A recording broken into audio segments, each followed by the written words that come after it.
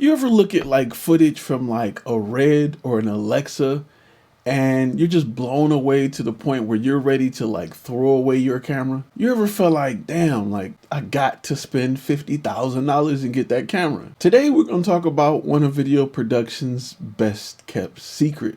And it's another hard pill to swallow moment. You might want to stay tuned.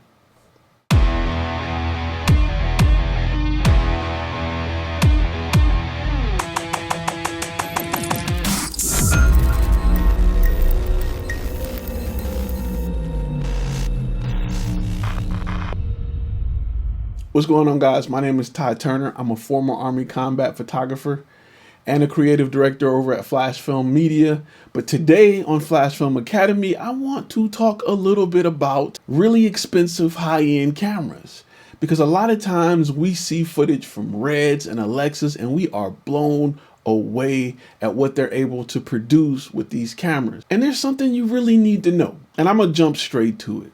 One very important thing you need to fully understand and realize when you see footage from these cameras is people who are in a position to spend $30, $40, $50,000 for a camera has also spent a number similar to that in themselves in preparing to work with that type of footage. They have the expertise and the education to get the most out of that camera.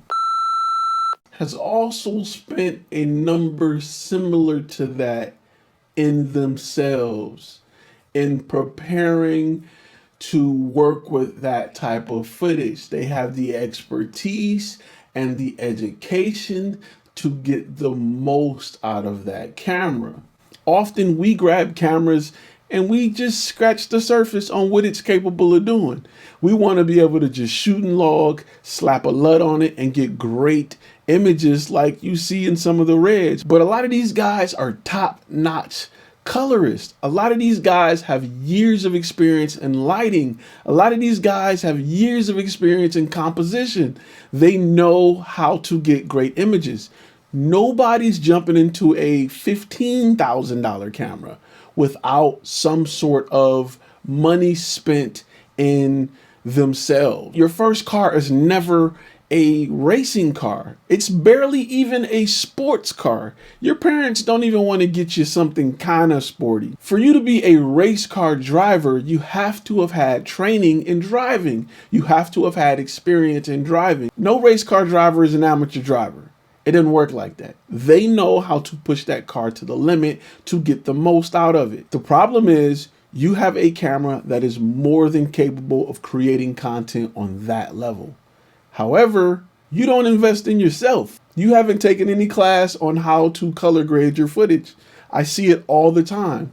LUTs are selling like crazy online because people think they can slap it on their footage and get cinematic video. It don't work like that. You have to have cinematic lighting with cinematic composition and cinematic camera moves to get cinematic footage. A LUT is 2% of it. It's important that you take more time to learn your camera, learn your skill set, learn your craft so that you can get better with the gear you have. Don't make the mistake of buying new gear like crazy thinking it's going to help you. I used to teach a photography class, and I remember I would go into that photography class with two 5D Mark IIIs. I had all L Glass series glass, and I remember I had a student, she was shooting a T2i at the time, and she was like, the only reason your pictures are coming out better than mine is because you have the 5D, it's full frame, you got L glass, I got a starter. I was like, give me that damn camera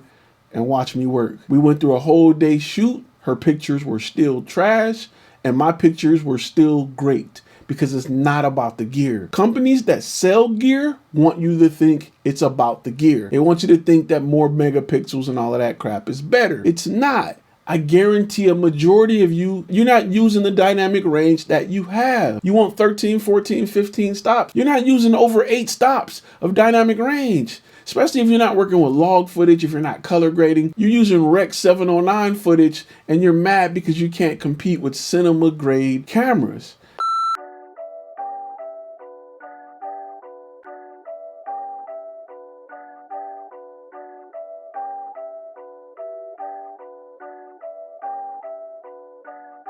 So I challenge you to work on your craft. Go take some courses and understand how to color grade. I guarantee you your footage game will step up so much greater, and it will help you attract the right clients. I get people that let me shoot with you, let me work with you, blah, blah, blah, blah, blah. And I look at their footage and they haven't even white balanced. And I know instantly, nope, nope. Nope. You don't own a gray card. You don't own an X-Rite color checker. You don't own a lot of the little things it needs to maximize the potential of your camera. And that has nothing to do with equipment. Great lighting will turn any camera into a great camera. I can outshoot people on my cell phone. They just don't understand it. They'll say, oh, that's a great camera. Your camera is good. No, it's not. I just understand what I need to do to maximize this camera. The iPhone is a hell of a camera. You can get a lot out of the iPhone if you know what you're doing, if you understand lighting, if you understand composition, if you understand the effects that you get with different shutter speeds or shutter angles, depending on what you like. But you have to maximize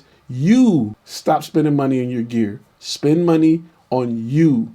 You are the issue with all of this equipment you've had or used or touched. You are the common denominator as to why your footage is not kicking ass somewhere. It's you. So before you go buy that new lens or you think about buying that new camera body, look at your lighting setup. How many courses have you bought on lighting? Really quick, when I was an amateur, I thought lighting was simply about illuminating the area so that my sensor could capture the picture, giving the camera enough light to see. As a pro, I understood that lighting is everything. And it's not just there so people can see everything, but it's there to shape my story. If that went over your head, if you've been buying big panel lights to light a room so you can film in there, you got a whole lot of learning to do. All right, guys, listen, I will see you guys in the next video. Before I go to that, hey, let's talk in these comments. I'm sure you guys got questions and I want to talk about it. If you're not a member on the Facebook page, we're going to start doing a lot more on there,